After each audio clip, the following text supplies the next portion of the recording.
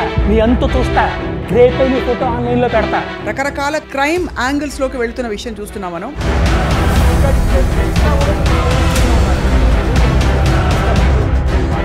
ఈ ప్రూఫ్స్ నా దగ్గర ఉన్నాయి, వీళ్ళ క్యారెక్టర్ ఇది అని చెప్పి బయట పెట్టే ప్రయత్నం చేస్తారు.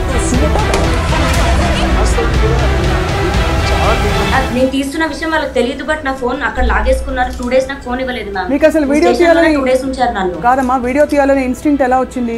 Let's talk to Ram Gopal Varma గారు. తరుణ్ మీకు ఫ్రెండా? I know him. ఫాలో అవుతున్నారా రాజ్ తరుణ్ లావణ్యల విషయం? కొంచెం మిడిల్ క్లాస్ ఎడ్యుకేటెడ్ పీపుల్ అలాంటి లాంగ్వేజ్ వాడతారనేది I was quite taken aback. ఇద్దరు వైపు నుంచా ఒకడి వైపు నుంచా? నో, ఐ థింక్ మోస్ట్లీ బుద్ధున్నవాడు నన్ను అడుగుతాడు, నీ అమ్మ మీరు మాట్లాడే దాన్ని బట్టి మీ క్యారెక్టర్ అర్థం అవుతుంది కదా ఎప్పుడైనా. అంత వైరుధ్యం వీళ్ళిద్దరి విషయంలో రావడానికి మీరు గమనించిన విషయాలు ఏమి? అంటే I don't want to speculate on specifics, but I want to give an example. The fact that they claim they are there for years, 11 సంవత్సరాలు ఒక రెగ్యులర్ రిలేషన్షిప్ లాగా మనం మాట్లాడాం. మధ్యలో ఒక డ్రగ్ యాంగిల్ ఉంది, మధ్యలో ఇంకోటి ఏదో affairs with other multiple people, ఇన్ని మల్టిపుల్ నారేటివ్స్ వచ్చినప్పుడు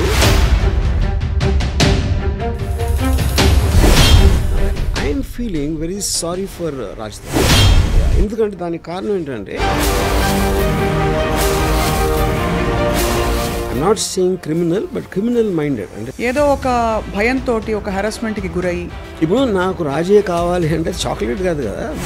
సో మీ దృష్టిలో లావణ్య ఏం ఎక్స్పెక్ట్ చేస్తున్నారు ఇప్పుడు అని అనిపిస్తుంది? See, eventually I think this will reach some kind of a... నేను మాత్రం I'm very very proud about that golden retriever and chihuahua example. ఇప్పుడు ఇది కానీ రావణ్య గారు చూసారంటే నన్ను కుక్క అంటాడా, నా మీద కేసు పెట్టచ్చు.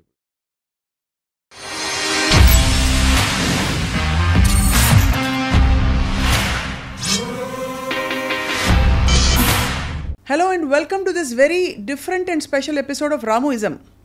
రాజ్ తరుణ్ లావణ్యల విషయం కేవలం ఒక రిలేషన్షిప్కి పరిమితం కాకుండా ఇప్పుడు రకరకాల క్రైమ్ యాంగిల్స్లోకి వెళుతున్న విషయం చూస్తున్నాం మనం.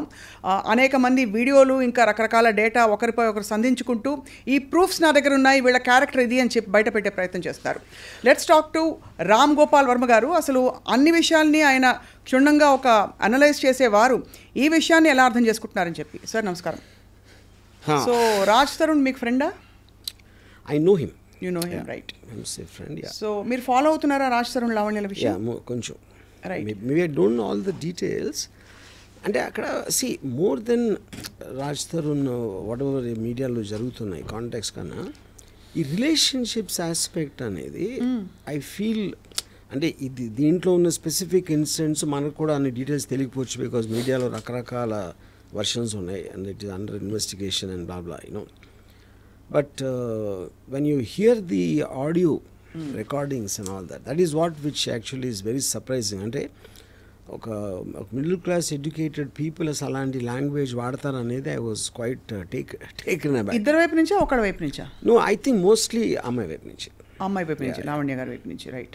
I mean fair enough just ఇప్పుడు కోపంలో ఏదో అనేస్తారు అనే డిఫెన్స్ అనేది ఐ ఫైండ్ ఇట్ వెరీ, అంటే almost you will understand a persons character from the way మీరు మాట్లాడే దాన్ని బట్టి మీ క్యారెక్టర్ అర్థం అవుతుంది కదా ఎప్పుడైనా. So I think that is an index. Yeah, right.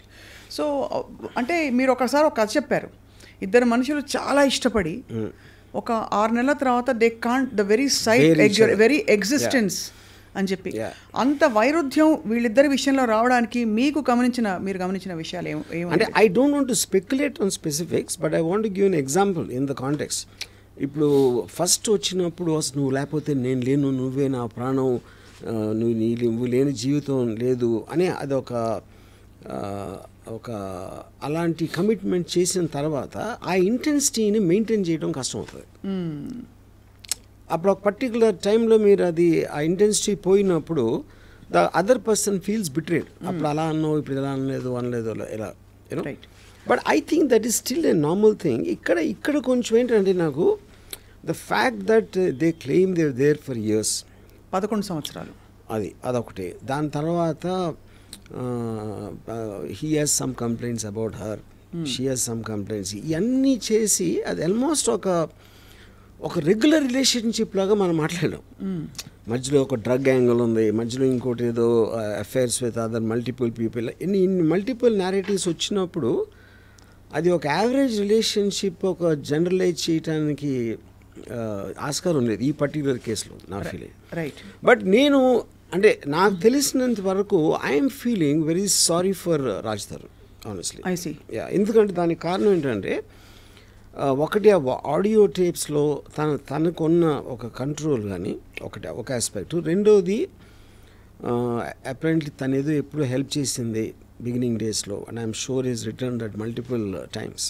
You know ఇప్పుడు ఆబ్లిగేషన్ తోటి రిలేషన్షిప్ అనేది ఎప్పుడు నిలబడదు, ఎందుకంటే you always feel the weight of that obligation. So అయితే మీకు your feeling sorry, but is it based on అంటే లావణ్య అతనిపై రకరకాల ఫస్ట్లో ఆరోపణలు చేసి అట్ ద సేమ్ టైమ్ ఈ ఆడియో టేప్స్ లీక్ చేయడం, కొన్ని ఎవిడెన్సెస్ని చూపించే ప్రయత్నం చేయడం, ఇవన్నీ దానివల్ల your feeling that sorry for him? I think it's highly manipulative and pre-planned అన్న ఫీలింగ్ వస్తుంది. From whom? From that girl side.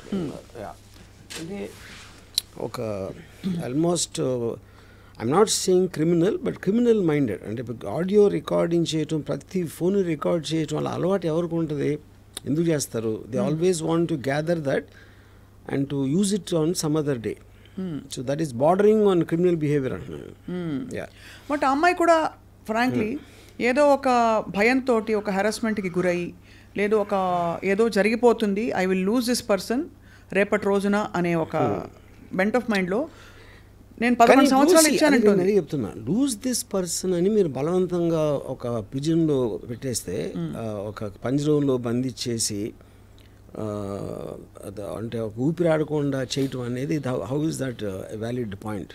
అంటే ఒక మనిషిని అలా బంధించలేము ఏ బంధంలో, ఎవరు చేయలేరు. ఇప్పుడు నాకు రాజే కావాలి అంటే చాక్లెట్ కాదు కదా, నాకు రాజే కావాలి, నాకు తను ఉండాలంటే అతనికి ఇష్టం లేనప్పుడు how will you do that? అంటే దట్స్ రిడిక్యులస్ థింగ్ అది. సో మరి 11 సంవత్సరాలు ఒక ఇన్స్టిట్యూషన్ ఇప్పుడు మేమిద్దరం పెళ్లి చేసుకున్నామని చెప్తున్నారు లావణ్య. 11 సంవత్సరాలు ఒక మనిషితో కలిసి ఉన్నప్పుడు అది సహజీవనంగా కూడా ఒక పెళ్లిగా గుర్తించబడుతుంది కోర్టు ప్రకారం. మరి ఎవరి మీద హక్కు ఉండదా చట్ట ప్రకారం? ఇప్పుడు పెళ్ళి అయినా కూడా ఈవెన్ వాళ్ళు సహజీవనం అంటున్నారు. See, there are so many people who take divorce na after 25 years 30 years తర్వాత తీసుకుంటారు డివోర్స్. రైట్. ఇన్ఫ్యాక్ట్ రీసెంట్లీ నాకు ఒక ఆయన చెప్పింది అబౌవ్ 60 డైవోర్స్ రేట్ ఎక్కువ అవుతుందంట సడన్గా, which you will find strange. కానీ అతను ఇచ్చిన రీజన్ ఏంటంటే ఇంకా అప్పటికి పిల్లల పెళ్ళిళ్ళు ఇలాంటివన్నీ అయిపోతాయి కదా, వాళ్ళకు ఉన్న రెస్పాన్సిబిలిటీస్ అయిపోయి ఇప్పుడు కన్నా వదిలించుకుందాం, మన మిగతా జీవితం సుఖంగా ఒంటరిగా బతుకుదాం అనే దానికి ఇండికేషన్ అది. You know, so to live together without consent is a impossible thing అది. రైట్. సో ఈ ఫస్ట్ ఆడియో అసలు బయట పెట్టింది శేఖర్ భాష అనే మధ్యవర్తి. అతను పెట్టబట్టి నేను డిఫెన్స్లోకి వెళ్ళి నా దగ్గర ఉన్న ఇతరత్ర వీళ్ళవి ప్రూఫ్లు బయట పెట్టాను తప్ప, లేకపోతే అంటే మీరు అందరినీ ఇలా ప్రూఫ్లతో బెదిరిస్తున్నారనే ఒక సైకో అనే ఒక ముద్ర తెచ్చుకున్నారని లావణ్య అడిగితే చెప్పిన విషయం.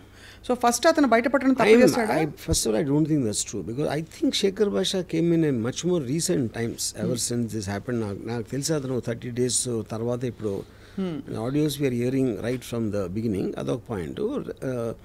రెండోది ఇప్పుడు ఎవరు రికార్డ్ చేశారు, ఎక్కడి నుంచి వస్తుంది అనేది అది కంప్లీట్ అదొక మేజ్ అది. యూనో, అంటే వేరే వాళ్ళు మాట్లాడిన అన్ని రికార్డింగ్స్ ఏడు దగ్గర వచ్చినాయి, ఎవరు లీక్ చేస్తున్నారు అనేది నాకు తెలిసి సిబిఐ కూడా పట్టుకోలేదు. రైట్. అంటే బట్ కాంప్లికేట్ అనిపిస్తుంది. బట్ ద ఫ్యాక్ట్ దట్ ఈవిడ దగ్గర అన్ని ఎవిడెన్సెస్ అంతమంది కాన్వర్జేషన్స్ ఉన్నాయి అన్నది అదొక క్రిమినల్ ఇది అంటారు బేసికలీ, మైండ్, క్రిమినల్ మైండ్ ఉండడం క్రిమినల్ థింకింగ్. రైట్. సో మీ దృష్టిలో లావణ్య ఏం ఎక్స్పెక్ట్ చేస్తున్నారు ఇప్పుడు అని అనిపిస్తుంది? బికాజ్ రాజ్ తరుణ్ కావాలని తను బయటికి చెప్తున్నారు, బట్ యాక్చువల్గా ఏం ఎక్స్పెక్ట్ చేస్తారని మీకు అనిపిస్తుంది? See, eventually I think this will reach some kind of a financial settlement అనేది నా guess. You know, but at the same time తను అంత స్ట్రాంగ్గా ఉండి ఆల్రెడీ తను అంత సపోర్ట్ చేసి ఎంతో కొంత డబ్బు ఇచ్చి అని చేశాడు కాబట్టి whether it be in the frame of the mind, అంటే ఇప్పుడు ఫైనాన్షియల్ సెటిల్మెంట్ అనేది మీరు ఒక బయట చేస్తున్నారా కోర్టులో అవుతుందా depending on the various factors, అది అవన్నీ it eventually lead to that అన్న. కానీ వాళ్ళిద్దరూ కలిసి ఉండటం అనేది జరగదు. Right, that cannot happen. అది కలిసి ఉండడం ఇంపాసిబుల్. నిన్న లావణ్య ఐ డ్రీమ్తో మాట్లాడిన ఇంటర్వ్యూలో చెప్పింది ఏంటంటే తనని అరెస్ట్ చేయడం కూడా ఇట్స్ ప్లాంటెడ్. అంటే పోలీసులు ఉన్న పళంగా ఒక రోజు తను ఎక్కడి నుంచో దిగితే తనని వెళ్ళి అరెస్ట్ చేసి తీసుకెళ్ళిపోయారు. ఆ రోజు కుక్కపిల్లతో తను వాక్ వెళ్ళింది. అండ్ ఆ టైంలో అరెస్ట్ చేసిన వాళ్ళు మఫ్టీలో రావడం అనే ఫోటోగ్రాఫ్స్ కూడా చెప్పారు. మీకు ఏమనిపిస్తోందంటే ఒక డ్రగ్ కేసు అన్నది ఆబ్వియస్లీ మీరు క్రైమ్ స్టోరీస్ చాలా రాశారు, తీస్తారు కాబట్టి అడుగుతున్నాను మిమ్మల్ని. See, the point ఇప్పుడు అది తన allegation about the police. But common sense tells me, ఇప్పుడు మీకు ఒక వ్యవస్థ అనేది మీరు అరెస్ట్ చేసి దాన్ని చూపించి మేజిస్ట్రేట్ అక్కడ ప్రూవ్ చేసి వాళ్ళు రిమాండ్ ఇవ్వటం, ఇన్ని ప్రాసెసెస్ అందరూ కలిసి ఏదో ఒక కుట్ర పన్నేసి ఎవరు కుట్ర చేయించారు అంటే that sounds very unbelievable. Point 1. So ఇప్పుడు దీని వెనకాల ఎవరున్నారని చేసే దట్ ఎవరున్నారని ఎక్స్ప్లిసిట్గా చెప్పకపోయినా నిన్న చర్చలో పాల్గొన్న ఇతర వారి సపోర్టర్స్, ఆవిడ సపోర్టర్స్ ఎవరైతే ఉన్నారో, అంటే ఆ మాల్వి అనే అమ్మాయి తన గుడ్ ఆఫీసెస్ యూజ్ చేసి ఏదో ప్రెషర్ చేసి పోలీస్ డిపార్ట్మెంట్, బికాస్ తను అడగడం ఏంటంటే ఒక సామాన్య స్త్రీని కుక్కతో వాకింగ్కి వెళ్ళిన టైంలో ఎవరైనా పోలీసులు వచ్చి ఎందుకు అలా పట్టుకుంటారు, అలా తీసుకెళ్ళిపోయి 43 రోజులు ఉన్నానని తనే చెప్పారు. 43 ఒక పూట ఏ బెదిరించే ఏంటి అది అంటే వేరు, బట్ 43 రోజులు రిమాండ్లో ఉంచుకోవడం అనేది సాధ్యమా? రిమాండ్లో ఉంచుకోవడం అది that is a judicial remand. పుట్టిన జ్యుడిషియల్ రిమాండ్. అది వాళ్ళు చాలా రెగ్యులర్ దాంట్లో మీరు అరెస్ట్ చేసినప్పుడు దానికి సంబంధించిన ఎవిడెన్స్లో లేకపోతే అదర్ పీపుల్ స్టేట్మెంట్స్ తీసుకోవడానికి that is a general thing done. Right. Yeah. So because so that she won't talk to the others, alert చేయడానికి ఇలాంటి దానికోసం చేస్తారు అది. అవును. It is she not in police remand. Correct. Yeah, అదొక point. రెండోది కుక్కతో వాకింగ్ వెళ్తే అరెస్ట్ అంటే మీరు ఎవరిని అరెస్ట్ చేసినా ఆ టైంకి ఏదో చేస్తూ ఉంటారు కదా, వంట చేస్తూ ఉంటే చేయొచ్చు, సినిమా చూస్తూ ఉంటే చేయొచ్చు, లేకపోతే ఎక్కడన్నా చేయొచ్చు కదా. అంటే మెయిన్ అంటే ఇప్పుడు దాని వెనకాల రాజ్ తరుణ్ ఉన్నాడనే ఒక ఇన్సినేషన్ ఉందా? అంటే అది ఇండైరెక్ట్ గా అటువంటి వస్తున్నాయి. ఎందుకంటే అలాంటిది వస్తే రాజు ఎందుకు కావాలి మళ్ళీ? అంటే తను సహజీవనం చేసిన వ్యక్తిని తను ఏదో చెప్పి కుట్ర పన్నేసి పోలీస్ జ్యుడిషియల్ రిమాండ్లో పెట్టించినోడు ఎందుకు కావాలి మీకు అప్పుడు? ఇది అంటే ఏం జరుగుతుందంటే రాజ్ తరుణ్ ఒక రాంగ్ ఇన్ఫ్లుయెన్స్లో ఇలా చేస్తున్నాడు తప్ప బేసిక్గా మంచివాడు ఇదంతా చేసాక అనే ఒక ఇంప్లికేషన్ వస్తుంది. నేను ఆనెస్ట్గా the one person I feel really sorry for in this that girl Malhotra. ఎందుకంటే ఇప్పుడు వీళ్ళిద్దరు ఒక హిస్టరీ ఉంది, ఏదో ఎన్నో ఇయర్స్ వాళ్ళిద్దరు కొట్టుకుని ఏదో సంథింగ్. ఆ అమ్మాయి తన కెరియర్ కోసం వచ్చి చేస్తే ఇప్పుడు మొత్తం ఎంత దారుణమైన నెగిటివ్ పబ్లిసిటీ ఆ అమ్మాయికి ఇచ్చారు ఫైనల్గా. Of course this girl you know